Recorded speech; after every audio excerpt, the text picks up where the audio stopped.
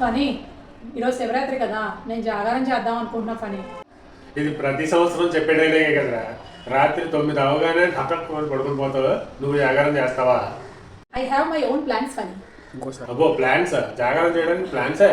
ఏం ప్లాన్స్? ఓటీటీలో శంకర్ వరప్రసాద్, రాజాసాబ్, అనగనగా ఒక రాజు, నారీ నారీ నడుమ మురారి 4 సినిమాలు, 10 సినిమాలు ఉన్నాయి. ఫనీ శుభ్రంగా 4 కవర్ చేసేస్తా. మార్నింగ్ అయిపోతుంది. మధ్య మధ్యన కొంచెం రిఫ్రెష్మెంట్కి కాఫీ కూడా తాగుతాను. చాలు కదా. ఆహా, కాఫీతో పాటు పాప్కార్న్, సమోసాలు ఇంకేమైనా ఉంటే పెట్టుకో, తినడానికి కూడా బాగుంటుంది. అపచారం ఫనీ, తప్పు. జాగారం అప్పుడు ఏం తినకూడదు, ఉపవాసం ఉండాలి.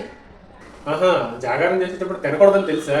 మరి జాగారం చేసేటప్పుడు సినిమా చూడకూడదని తెలీదా? సినిమాలు చూడకూడదా? మరి జాగారం ఎలా చేయాలి?